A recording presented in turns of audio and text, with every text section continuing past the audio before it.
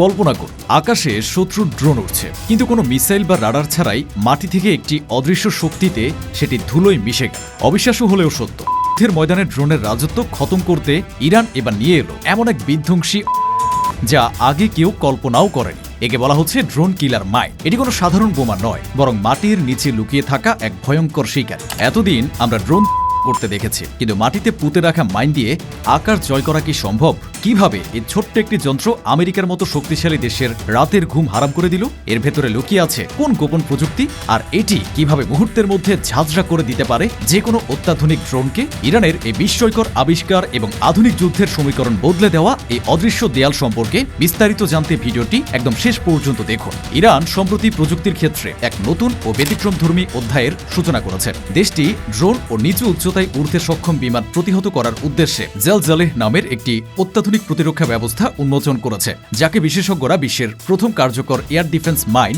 বা আকাশ প্রতিরক্ষা মাইন হিসেবে আখ্যায়িত করেছেন। প্রচলিত আকাশ প্রতিরক্ষা ব্যবস্থার সঙ্গে এর মৌলিক পার্থক্য হল এটি আকাশে নয়, বরং মাটিতে স্থাপন করা হয়, কিন্তু লক্ষ্যবস্তু থাকে আকাশে। জালজালেহ মূলত একটি রিমোট কন্ট্রোলড ও স্মার্ট ফাঁদের মতো কাজ করে। আধুনিক সেন্সর, রাডার ও পর্যবেক্ষণ প্রযুক্তির মাধ্যমে এটি নিচু দিয়ে উড়ে আসা ড্রোন, হেলিকপ্টার কিংবা স্বল্প উচ্চতায় চলাচলকারী অন্যান্য আকাশযান শনাক্ত করতে সক্ষম। লক্ষ্য শনাক্ত হওয়ার পর অপারেটরের নির্দেশ বা স্বয়ংক্রিয় ব্যবস্থায় এটি সক্রিয় হয়ে আকাশে থাকা লক্ষ্যবস্তুকে আঘাত হানতে পারে। ফলে সীমান্ত এলাকায়, সামরিক ঘাঁটি কিংবা গুরুত্বপূর্ণ স্থাপনার আশেপাশে ড্রোন ঝুঁকি মোকাবেলায় এটি একটি কার্যকর প্রতিরোধক হিসেবে ব্যবহৃত হতে পারে। সাধারণ মাইনের ধারণার সঙ্গে জালজালেহ এর পার্থক্য এখানে। প্রচলিত মাইন সাধারণত মাটির নিচে পুঁতে রাখা হয় এবং কোনো মানুষ বা সাজোয়া যান তার উপর দিয়ে গেলে বিস্ফোরিত হয়, অর্থাৎ সেগুলো লক্ষ্য থাকে স্থলভাগে চলাচলকারী বস্তু। কিন্তু এই নতুন প্রজন্মের ড্রোন মাইন মাটিতে স্থাপন করা হলেও তার দৃষ্টি ও আঘাত দুটোই আকাশের দিকে নিবদ্ধ। এটি প্রমাণ করে ক্ষেত্রে মাইনের ধারণাকে ইরান নতুনভাবে সংজ্ঞায়িত করতে চাইছে।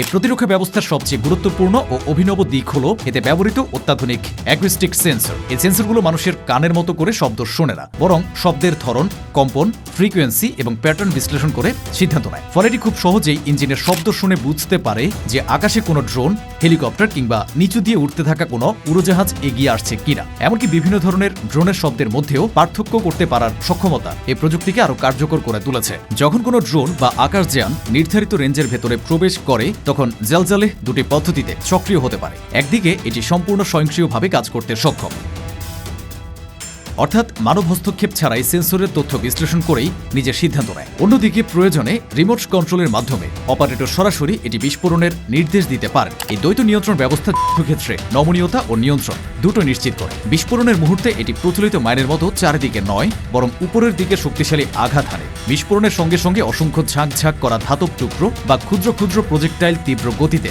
আকাশের দিকে ছুটে যায়। এই ধাতব টুকরোগুলো ড্রোনের শরীর, প্রপেলার, সেন্সর কিংবা ফুয়েল সিস্টেমকে আঘাত করে তাকে অচল বা করে দিতে সক্ষম। বিশেষ করে নিচু উচ্চতায় উড়তে থাকা ড্রোন ও হেলিকপ্টারের জন্য এটি মারাত্মক হয়ে উঠতে পারে। বিশেষজ্ঞদের মতে এই ধরনের শব্দভিত্তিক শনাক্তকরণ ও ঊর্ধ্বমুখী বিস্ফোরণের কৌশল আধুনিক ড্রোন যুদ্ধ বাস্তবতায় অত্যন্ত কার্যকর। কারণ অনেক ড্রোন রাডার ফাঁকি দিতে পারলেও নিজের ইঞ্জিনের শব্দ পুরোপুরি লুকাতে পারে না। সেই দুর্বলতাকে লক্ষ্য করে জালজালেহ আকাশ প্রতিরক্ষায় এক নতুন, সাশ্রয়ী এবং চতুর সমাধান হিসেবে আত্মপ্রকাশ করেছে। এই ড্রোনটির কিছু বৈশিষ্ট্য যুদ্ধের ফলাফল পাল্টে দিতে পারে। প্রযুক্তিগতভাবে এটি প্রায় 500 ফুট থেকে শুরু করে সর্বোচ্চ 1150 ফুট, অর্থাৎ প্রায় 350 মিটার উচ্চতা পর্যন্ত উড়তে থাকা ড্রোন ও নিচু দিয়ে চলাচলকারী আকাশযান সক্ষম। এর মানে হলো যে উচ্চতায় সাধারণত নজরদারি ড্রোন, কামিকাজে ড্রোন কিংবা আক্রমণাত্মক ছোট UAV উড়ে থাকে, সে পুরো পরিসরই এই মাইনের কার্যকর রেঞ্জের মধ্যে পড়ে।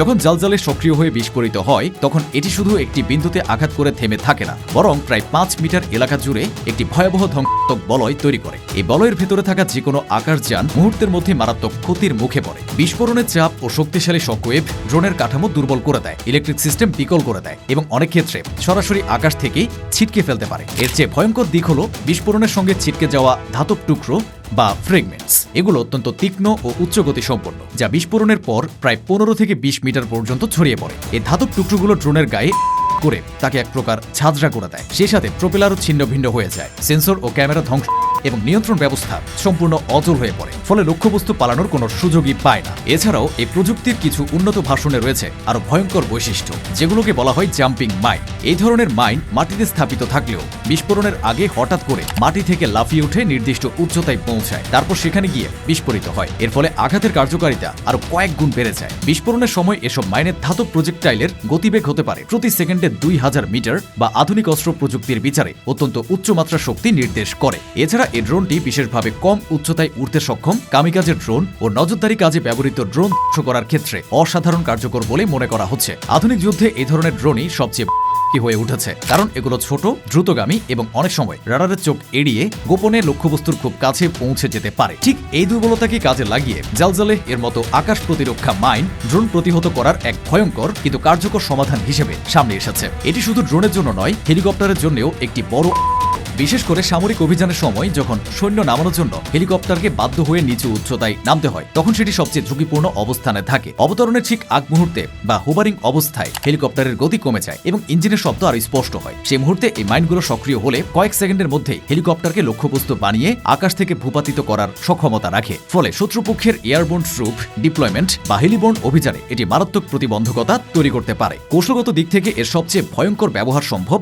সীমান্ত এলাকা বা গুরুত্বপূর্ণ স্থাপনার চারপাশে। সেখানে যদি পরিকল্পিতভাবে শত শত এমন মাইন স্থাপন করা হয়, তাহলে কার্যত একটি অদৃশ্য দেয়াল তৈরি হয়ে যায়। এই দেয়াল চোখে দেখা যাবে না, রাডারে ধরা পড়াও কঠিন হবে, কিন্তু আকাশে দিয়ে প্রবেশ করতে চাওয়া প্রতিটি ড্রোন বা নিচু দিয়ে ওরা উড়োজাহাজের জন্য এটি হবে এক ফাঁদ। এমনকি আধুনিক স্টেলথ প্রযুক্তি বা রাডার ফাঁকি দেওয়ার কৌশল ব্যবহার করলেও ইঞ্জিনের শব্দ ও কম উচ্চতায় ওড়ার সীমাবদ্ধতার কারণে ড্রোনগুলো এই মাইনের ফাঁদ থেকে সহজে বাঁচতে পারবে না। সামরিক বিশ্লেষকদের মতে এই প্রযুক্তি মূলত আকাশ প্রতিরক্ষার ধারণাকেই নতুনভাবে সংজ্ঞায়িত করছে।